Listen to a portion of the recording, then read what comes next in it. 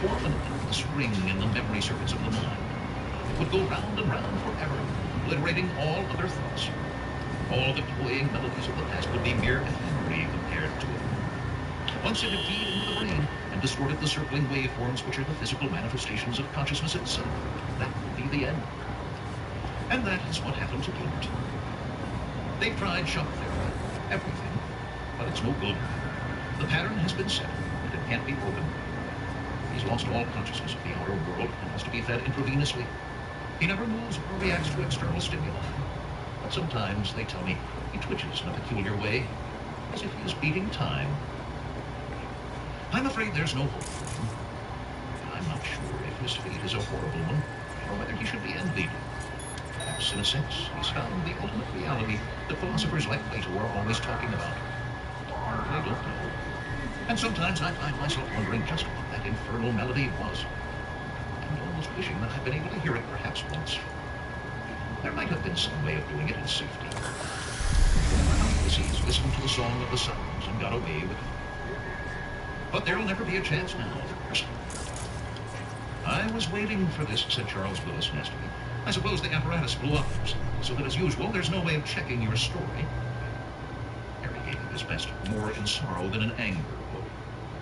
The apparatus was quite undamaged, he said severely. What happened next was one of those completely maddening things for which I shall never stop blaming myself. You see, I'd been too interested in Gilbert's experiment to look after my firm's business in the way that I should. I'm afraid he'd fallen badly behind with his payments, and when the accounts department discovered what had happened to him, they acted quickly. I was only off for a couple of days on another job, and when I got back, do you know what had happened? They'd pushed through a court order and had seized all their property. Of course, that had meant dismantling Ludwig. When I saw him next, he was just a pile of useless junk. And all because of a few pounds. It made me weep. I'm sure of it, said Eric Main. But you've forgotten loose end number 2. What about Gilbert's assistant? He went into the lab while the gadget was going full blast. Why didn't it get to him too? You've slipped up there, Harry. H. Purvis, Esquire, paused only to drain the last drops from his glass and to hand it silently across to Drew. Really, he said, is this a cross-examination? I didn't mention the point because it was rather trivial, but it explains why I was never able to get the slightest inkling of the nature of that melody. You see, Gilbert's assistant was a first-rate lab technician, but he'd never been able to help much with the adjustments to Ludwig. He's one of those people who are completely tone-deaf. To him, the ultimate melody meant no more than a couple of cats on a garden wall. Nobody asked any more questions. We all, I think, felt the desire to commune with our thoughts. There was a long, brooding silence before the White Hart resumed its usual activities. And even then, I noticed it was every bit of 10 minutes before Charlie started whistling La Ronde again. The Next Tense. First published in Satellite, February 1957. Collected in Tales from the White Hart. The number of mad scientists who wish to conquer the world, said Harry Purvis with his beer, has been grossly exaggerated. In fact, I remember encountering only a single one. And there couldn't have been many others, commented Bill Temple a little acidly. It's not the sort of thing one would be likely to forget. I suppose not, replied Harry, with that air of irrefragable innocence which is so disconcerting to his critics. And as a matter of fact, this scientist wasn't really mad. There was no doubt, though, that he was out to conquer the world. Or, if you want to be really precise, to let the world be conquered. And but, asked quickly, the Martians, or the well-known little green men from Venus? Neither. He was collaborating with someone a lot nearer home. You realize who I mean when I tell you he was a myrmecologist. Which, what? Asked George. Let him get on with the story, said Drew, from the other side of the bar. It's past 10, and if I can't get you all out by closing time this week, I'll lose my license. Thank you, said Harry with dignity, handing over his glass for a refill. This all happened about 2 years ago, when I was on a mission in the Pacific. It's rather hush-hush, but in view of what's happened since, there's more harm in talking about it.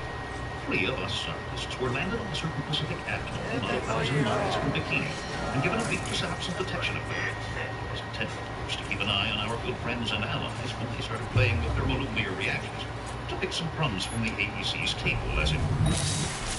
The Russians, naturally, were doing the same thing. And occasionally we ran into each other, and then both sides would pretend that there was nobody here but us ships. This atoll was supposed to be habitable. This was a considerable area. It actually had a population of several hundred millions. Yes, several hundred millions. Continued with this small large number, one was human. I came across him when I went inland one day to have a look at the scenery. Inland? Asked George quickly. But you said it was an atoll. Now, the Ring of Coral was a very plump atoll, said Harry firmly. Anyway, who's telling this story? He waited defiantly for a moment until he had the right of way again. Here I was, then, walking up the charming little river course underneath the coconut palms, when to my great surprise I came across a water wheel. A very modern-looking one, driving a dynamo. If I'd been sensible, I suppose I'd have gone back and told my companions. But I couldn't resist the challenge and decided to do some reconnoitering on my own. I remembered that there were still supposed to be Japanese troops around and didn't know that the war was over. But that explanation seemed a bit unlikely. I followed the power line up a hill, and there on the other side was a low, whitewashed building set in a large clearing. All over this clearing were tall, irregular mounds of earth linked together with a network of wires. It was one of the most baffling sights I have ever seen, and I stood and stared for a good 10 minutes, trying to decide what was going on. The longer I looked, the less sense it seemed to me. I was debating what to do when a tall, white-haired man came out of the building and walked over to one of the mounds. He was carrying some kind of apparatus and had a pair of earphones slung around his neck, so I guessed that he was using a Geiger counter. It was just about then that I realized what those tall mounds were. They were termitaries, the skyscrapers, in comparison to their makers, far taller than the Empire State Building, in which the so-called white ants live. I watched with great interest what complete panic while the elderly scientist inserted his apparatus into the base of the termitary, listened intently, and then walked back towards the building. By this time, I was so curious that I decided to make my presence known. Whatever research was going on here obviously had nothing to do with international politics, so I was the only one who'd have anything to hide. You'll appreciate later just what a miscalculation that was. I yelled for attention and walked down the hill waving my arms. The stranger halted and watched me approaching. He didn't look particularly surprised. As I came closer, I saw that he had a straggling mustache that gave him a faintly oriental appearance. He was about 60 years old and carried himself very erect. He was wearing nothing but a pair of shorts. He looked so dignified that I felt rather ashamed of my noisy approach. Good morning, I said apologetically. I didn't know that there was anyone else on this island. I'm with a scientific survey party over on the other side. At this, the stranger's eyes lit up. Ah, he said in almost perfect English. Fellow scientist, I'm very pleased to meet you. Come into the house. Thankfully enough, I was pretty hot after my scramble, and I found that the building was simply one large lab. In a corner was a bed, and a couple of chairs, with a stove, and one of those folding wash basins that campers use. That seemed to sum up the living arrangements, but everything was very neat and tidy. My unknown friend seemed to be a recluse, but he believed in keeping up appearances. I introduced myself first, and as I'd hoped, he promptly responded. He was one Professor Takato, a biologist from a leading Japanese university. He didn't look particularly Japanese, apart from the mustache I mentioned. With his erect, dignified bearing, he reminded me more of an old Kentucky colonel I once knew. After he'd given me some unfamiliar but refreshing wine, we sat and talked for a couple of hours. Like most scientists, he seemed happy to meet someone who would appreciate his work. It was true that my interests lay in physics and chemistry, rather than on the biological side, but I found Professor Takato's research quite fascinating. I don't suppose you know much about termites, so I'll remind you of the salient facts. They're among the most highly evolved of the social insects and live in vast colonies throughout the tropics. They can't stand cold weather, or, oddly enough, can they endure direct sunlight. When they have to get from one place to another, they construct little covered roadways. They seem to have some unknown and almost instantaneous means of communication. Though the individual termites are pretty helpless and dumb, a whole colony behaves like an intelligent animal. Some writers have drawn comparisons between a termitary and a human body, which is also composed of individual living cells, making up an entity much higher than the basic units. The termites are often called white ants. That's a completely incorrect name, as they aren't ants at all, but quite a different species of insect. Or should I say genus? I'm pretty vague about this sort of thing. Excuse this little lecture, but after I listened to Takato for a while, I began to get quite enthusiastic about termites myself. Did you know, for example, they not only cultivate gardens, but also keep cows, insect cows, of course, and milk the food? Yes, they're sophisticated little devils, even though they do it all by instinct. But I better tell you something about the professor. Cool it He was a now, come lone on! gunman, lived on the island for several years. He had a number of assistants who got equipment from Japan and helped him in his work. His first great achievement was to know the termites would fish down with beams. He worked with their language. It was more complex than the system of communication that bees used. Hello again. No, it's based on dancing.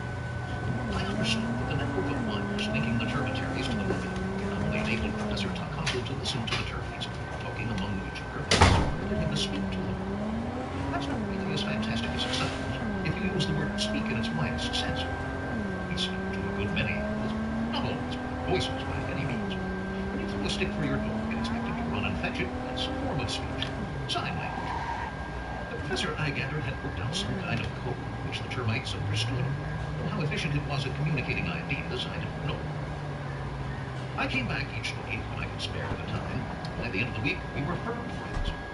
It may surprise you that I was able to conceal these visits from my colleagues, but the island was quite large, and we each did a lot of exploring.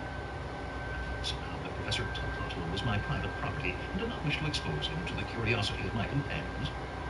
They were rather uncouth characters, graduates of some provincial university like Oxford or Cambridge. I'm glad to say that I was able to give the professor a certain amount of assistance, fixing his radio and lining up some of his electronic gear. He used radioactive tracers, good people, to follow individual termites around. He'd been tracking one with a Geiger counter when I first met him at night. 4 or 5 days after we met, his counter started to go haywire, and the equipment we'd set up began to reel in its recordings. I couldn't guess what had happened. He'd never asked me exactly what I was doing on the island, but I think he knew. I greeted him. He switched on his counters and let me listen to the roar of radiation. There had been some radioactive fallout, not indeed possible, sufficient to bring the background way up. I think, he said softly, that you physicists are playing with your toys again, and very big ones this time. I'm afraid you're right, I answered. I didn't be sure if the readings had been analyzed, but it looked as if Teller and his team had started the hydrogen reaction. Before long, we'll be able to make the first A-bombs look like damp squibs. My family, said Professor Takato, without any emotion, was at Nagasaki. There wasn't a great deal I could say to that. I was glad when he went on to add, have you ever wondered who will take over when we are finished?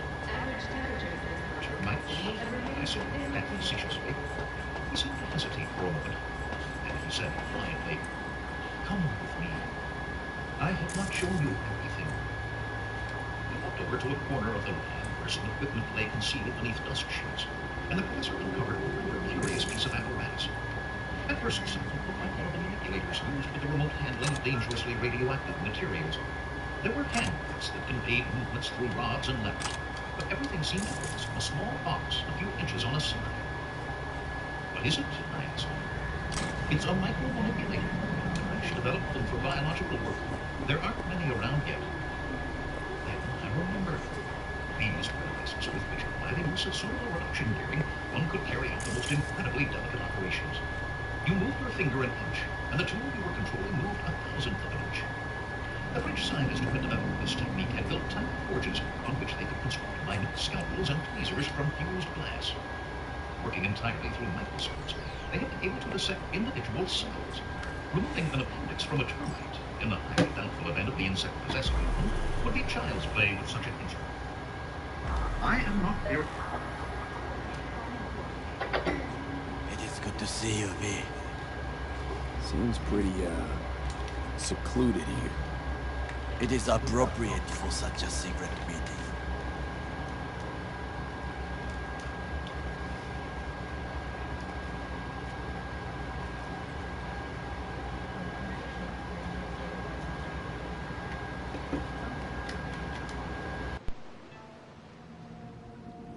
Friend you mentioned here?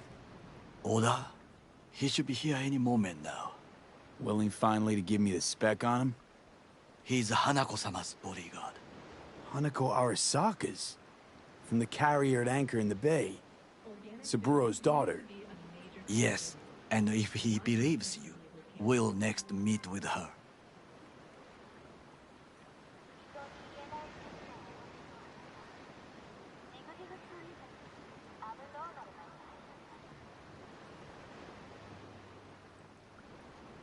And what's to stop her little errand boy from selling us out? He will not do that. He is a man of honor. Right, because Arasaka's ranks are chock full of those. Do not confuse true honor with the petty morals by which you live. By God, huh? A good sign. He is usually camouflaged.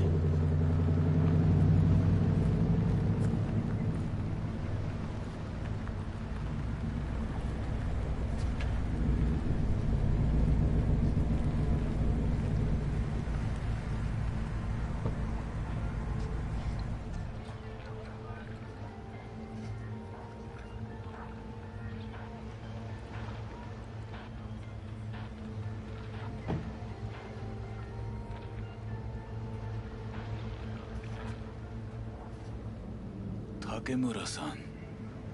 Oda, Is this him? Your thief? he's my witness, V. Can't speak for myself, you know. So speak. I have been told you know things.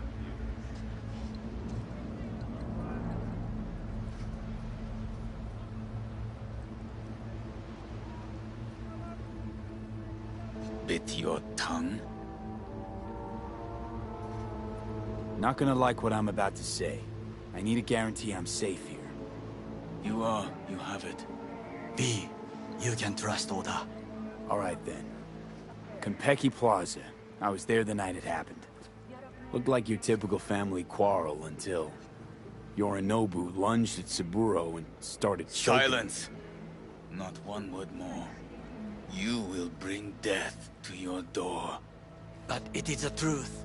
Hanako-sama must hear it. My one concern is to keep her safe in this city forgotten by the gods. Is she in danger? Now? No. Yet during the parade to honor Arasaka-sama, most certainly. I bring you this witness to his murder. And you dare to worry about a silly parade? Fool! Correct. Unlike you, I have not yet failed to keep But my you can't oath. ignore the truth. Correct. Unlike you, I have not yet failed to keep my oath to do my duty. You will regret those words. The only thing I regret is that I came here to meet you. There is a price on your head. I do you a favor now by not cutting it off and taking it. Sorry, but this gonna take much longer? I do you a favor now by not cutting it off and taking it straight to Yorinobu-sama. What would you do now, were you in my place? I do no favors. I would deliver you ahead to Yorinobu-sama. Consider Oda. yourself Not like we're asking for a whole lot here. Just one brief meeting. Hanako should decide if what we say is true. You can't decide for her. Will you help? I will not. But I will let you leave this place, this city, unharmed. If I see either of you again, I will not be so lenient. Be very careful, my friend. We are all so far from home. Good fucking riddance. One Arasaka whack job is already plenty.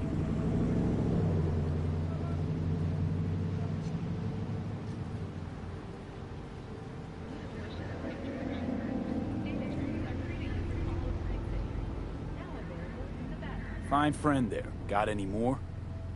Alas, only him.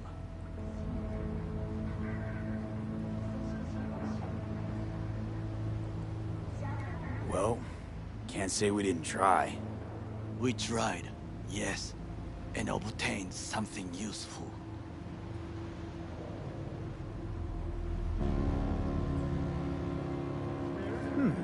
How do you figure that? What Oda said. They return to Tokyo after the parade. Do you not see the parade? It is our chance, perhaps. If, somehow, we can get to Hanako-sama. We must do a proper reconnaissance first. We'll need a precise map of Japantown. Hold on. It is your turn to call on friends. Do you know a fixer who could help?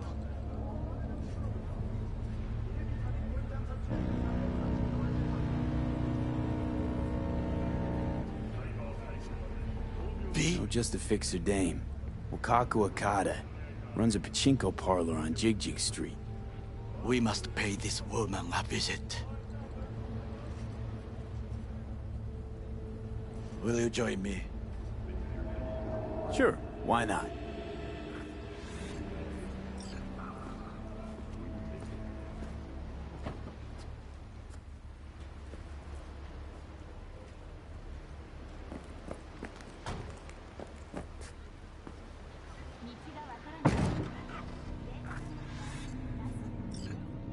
Jiji Street.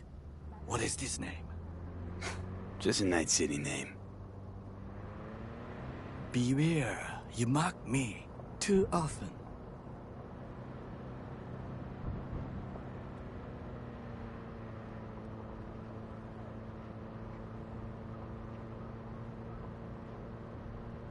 Any idea what's going on at Arasaka? Only what I can surmise from what I see on TV. Yorinobu and his puppets grin at the cameras and insist that everything is under control. But the wider the smile, the bigger the lies. You alright, Goro? Yes. Why the sudden concern?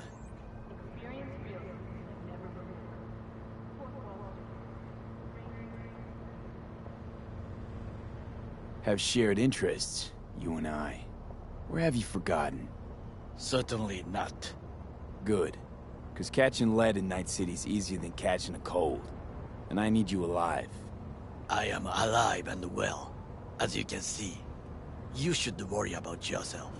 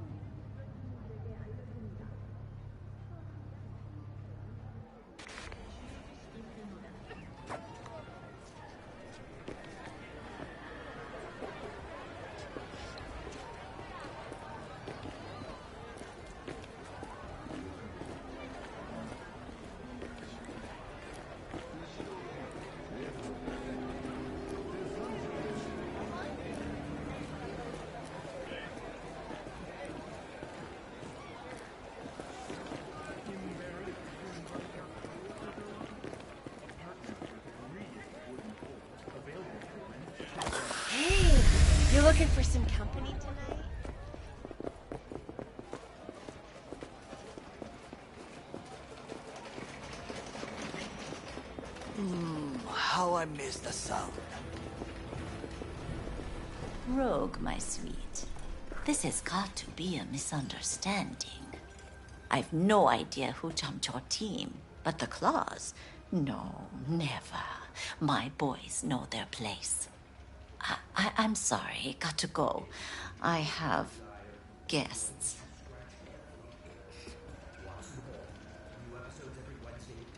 V, so nice to see you. And your charming friend is? Happen to be working together. That's all.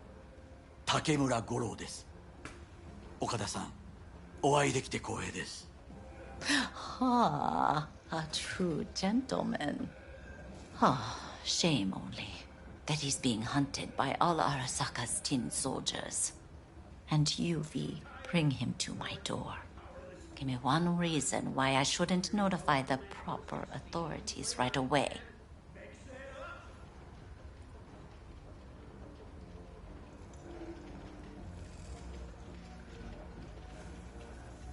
What is it? Eddie's is why. Always about Eddie's, Wakako. You want to make 'em? We got biz. Doesn't get any simpler. So tell me, and mark well I still have my phone at hand. Need intel on the parade that's scheduled to come through Japantown. So it's Arasaka again. What I fail to understand is, why come to me? Did Mr. Deshawn not come to the phone?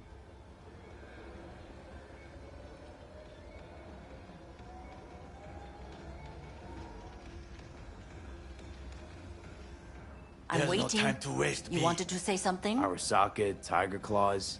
Kinda like the family dog screwing the cat, huh? Can't possibly be fond of the people who killed your grandkid.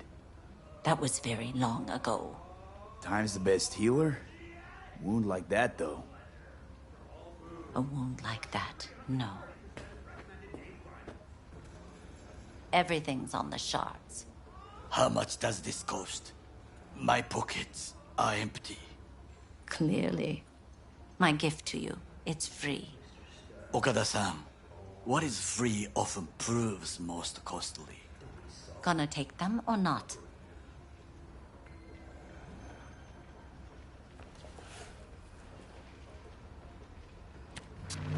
Japantown. Whole district is to be sealed off for the parade.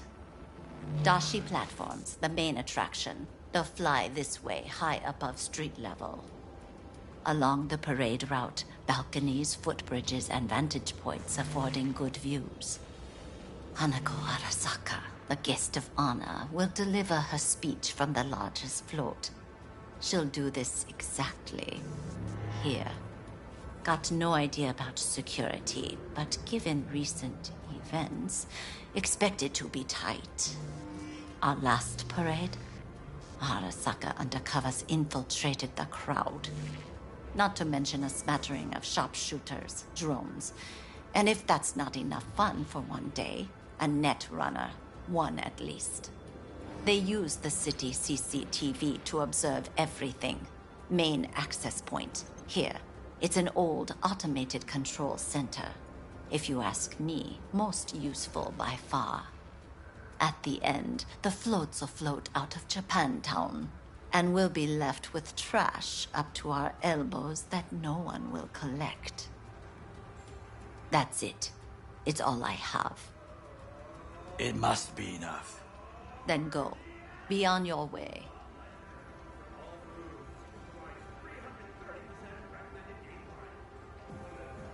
Not at all curious what we're going to all this trouble for.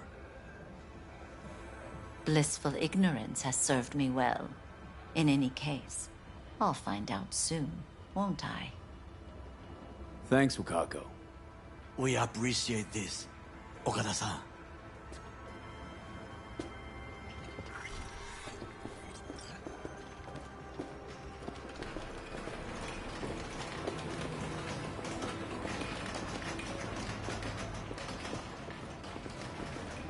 Damn it, I need more time. I've got a lot going on. A delightful, mature woman. Listen, If anything, This you can information, take your shit back it could be and force it just on what we someone else. need. But I will try to investigate further. I will stay here sometime and call some associates. The moment I learn something new, I will let you know.